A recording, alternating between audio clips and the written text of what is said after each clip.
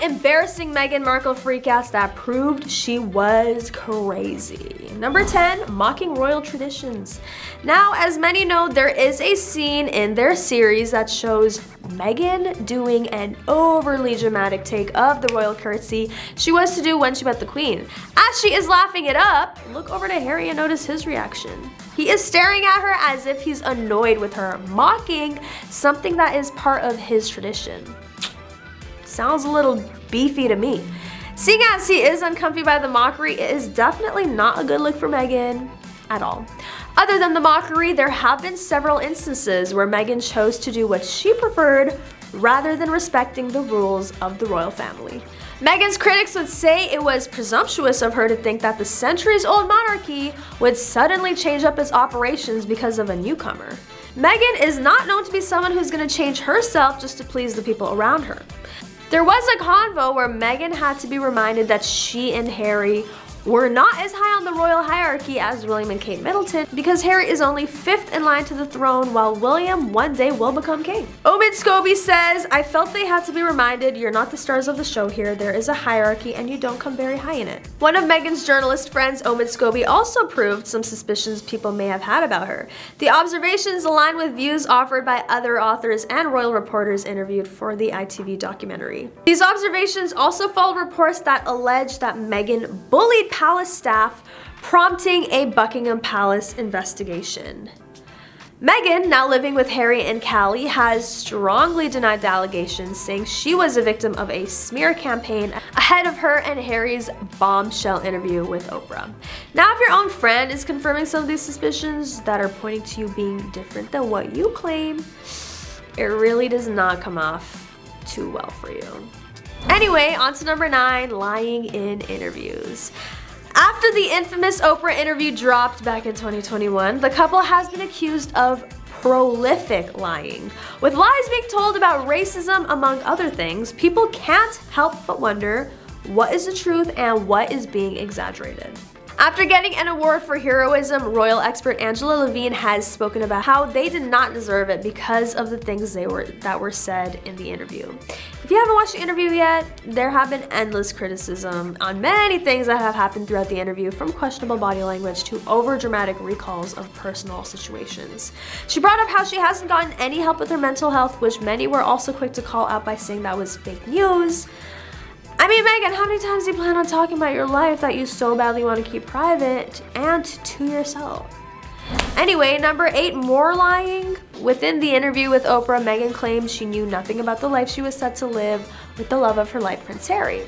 According to a well-placed source, that was a blatant lie. Prince Harry and brother William's private secretary at the time had created an organized folder with information and contacts to help Meghan in this transition into royal life, but clearly she didn't care to learn any of it, and on top of that, accused the palace of not directing her through this journey.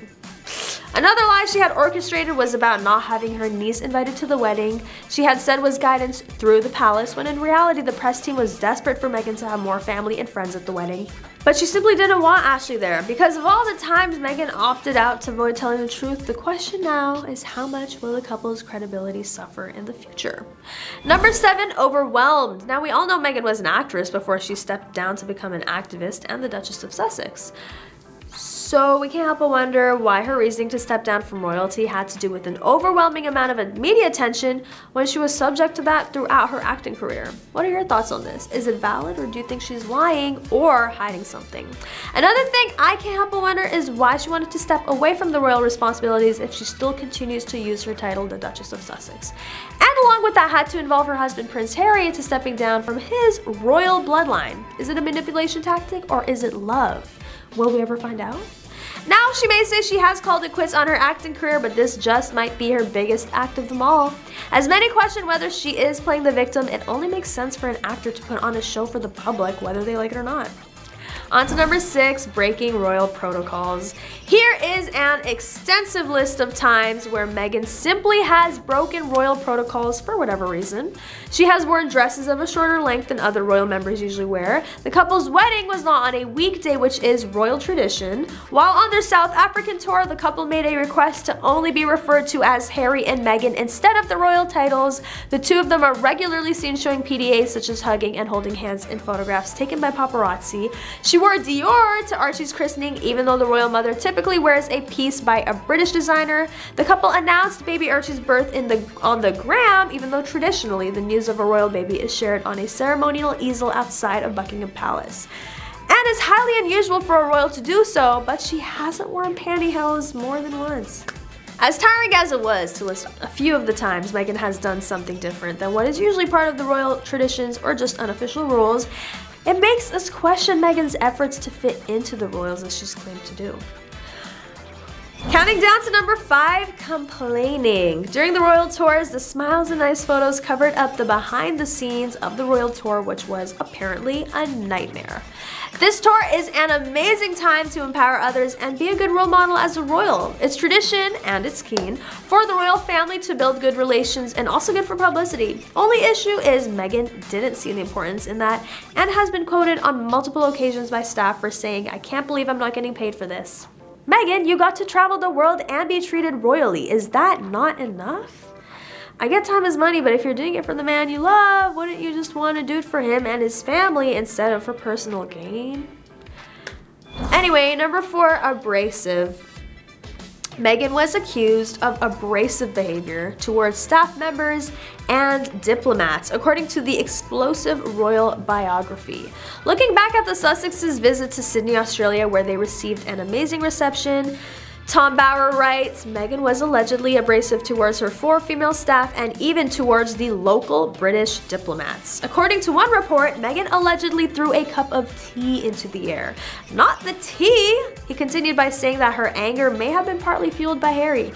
Every night he trolled social media searching for snide comments on the internet. Every morning he and Meghan turned on their phones to surf the internet. That doesn't sound very healthy to me. Australia, as covered in past videos, did not seem to be as fun as the couple may have hoped. Seems like they were feeling down in the down under. Number 3, non-good terms with the in-laws. When news of Harry and Meghan's move out of Kensington Palace to strike out on their own first broke in November of 2018, the public and press came to a unanimous conclusion as to why that would be. Meghan. Everyone pointed the fingers at the new royal, suggesting her alleged difficult Duchess attitude was not just reserved for the staff and had caused a feud between her and Kate. Obviously, that turned out to be untrue, and the Sussexes were expecting a baby and wanted more space than the 2-bedroom apartment they lived in at Kensington Palace. Kate and Meghan always had problems. It came out in November that there was a ton of tension between the royal family as Kate and Meghan were not getting along. This meant that Harry and William weren't getting along either, and the whole family was just not seeing eye to eye. And it was really hard on everyone, especially the late Queen Elizabeth, who was actually so fed up with the drama, she made Kate and Meghan sit down and sort it out. On to number 2, doing what she wants. It seems like Meghan was trying to make a point by going to vote, even though royals are forbidden to do so. After she posted a picture of her wearing a sticker indicating that she had gone to vote, it was not well received in the UK. And even though she is no longer an official member of the royal family, she's not permitted to abide by those laws, but it's definitely savage of her to do this, knowingly, since she is married into the family.